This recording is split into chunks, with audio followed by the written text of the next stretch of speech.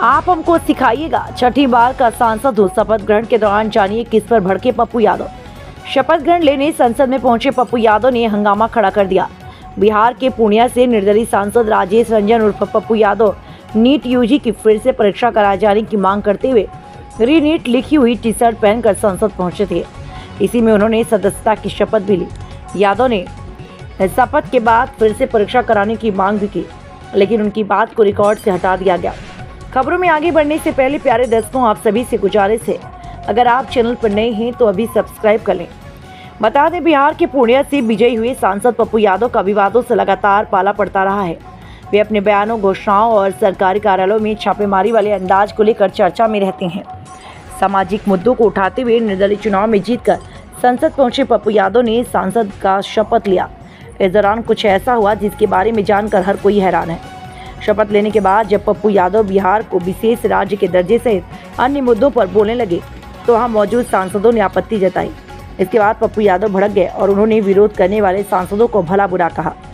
पप्पू यादव ने शपथ की शुरुआत प्रणाम पूर्णिया, प्रणाम बिहार, सलाम बिहार और जोहार बिहार की शपथ बिहार के साथ में की। उन्होंने मैथिली भाषा में शपथ लिया। शपथ लेने के बाद पप्पू यादव ने कहा, बहुत बहुत धन्यवाद। उन्होंने जो टी शर्ट पहना था उस पर री-नीट यानी नीट पेपर लीक की जांच कराने और परीक्षा दोबारा लिए जाने की मांग का संदेश लिखा हुआ था। शपथ के बाद पप्पू यादव ने बिहार को विशेष राज्य का दर्जा, सीमांचल जिंदाबाद और मानवता जिंदाबाद के साथ संविधान जिंदाबाद के नारे लगाए। प्रोटेम स्पीकर भृतहरि महताब उन्हें बार बार समापन के लिए आग्रह करते दिखे। बात बढ़ती गई। पप्पू यादव ने स्पीकर के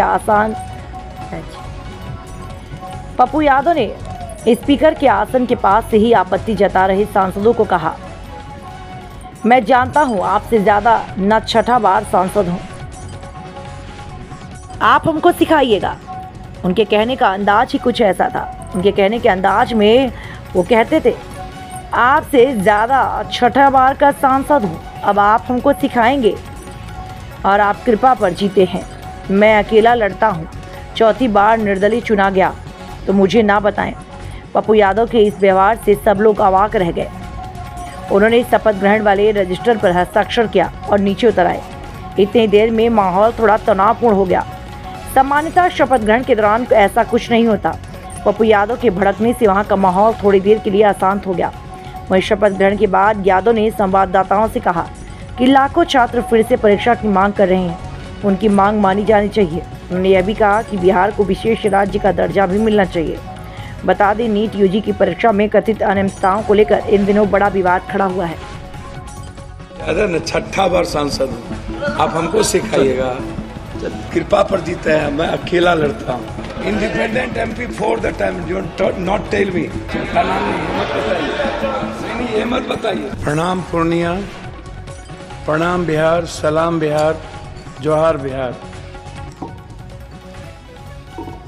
हम राजेश रंजन और पप्पू यादव लोकसभा सदस्य निर्वाचित भेलाक उपरांत संविधानक शपथ लैत छी जे हम विधि द्वारा स्थापित भारतक संविधानक प्रति सत्यनिष्ठा ओ श्रद्धा राखब, जे हम भारतक संप्रभुता ओ अखंडता अक्षुण्ण राखब और जाहि पद पर हम बैसे वाला छी तकर कर्तव्यक विश्वासपूर्वक निर्भर करब। बहुत बहुत धन्यवाद के साथ री-नीट बिहार विशेष राज्य का दर्जा, सीमांचल जिंदाबाद, मानवतावाद जिंदाबाद, भीम जिंदाबाद, संविधान जिंदाबाद। बहुत बहुत शुभकामनाएं। आपसे ज्यादा न छठा बार सांसद हूँ, आप हमको सिखाइएगा और आप कृपा पर जीते हैं, मैं अकेला लड़ता हूँ। For the time I am the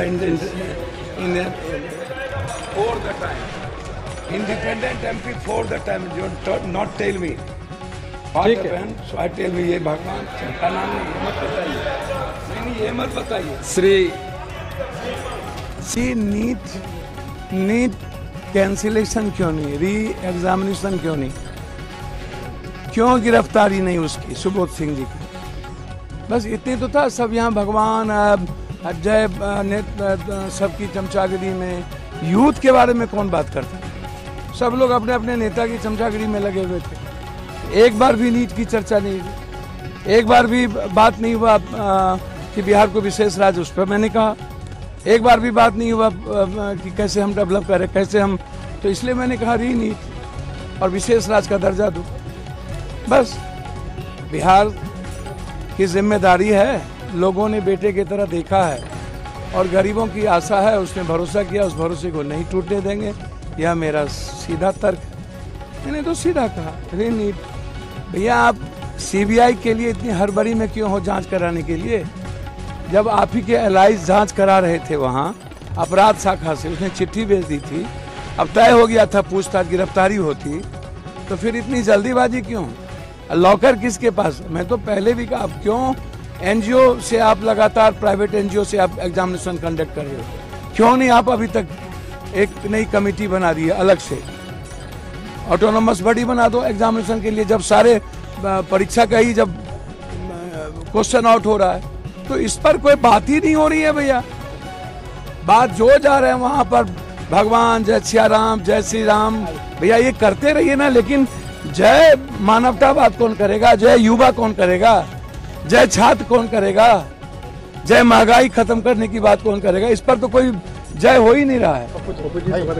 उसमें एक सदस्य ने हिंदू राष्ट्र को लेकर के भी उन्होंने कहा जय हिंदू राष्ट्र। सर वही बात तो मैं कह रहा हूँ, इन लोगों के पास यूथ के लिए कुछ नहीं है, महंगाई के लिए कुछ नहीं है, छात्र के लिए कुछ नहीं है, गरीबों के लिए कुछ नहीं है। ये लोग इसी तरह की बकवास सदन में करते रहते हैं और जनता कैसे चुनती है इन लोगों को भगवान जाने। जो जनता की बात न करे वो भी MP MLA मंत्री संतरी बन जाता है, भगवान ही दोस्त।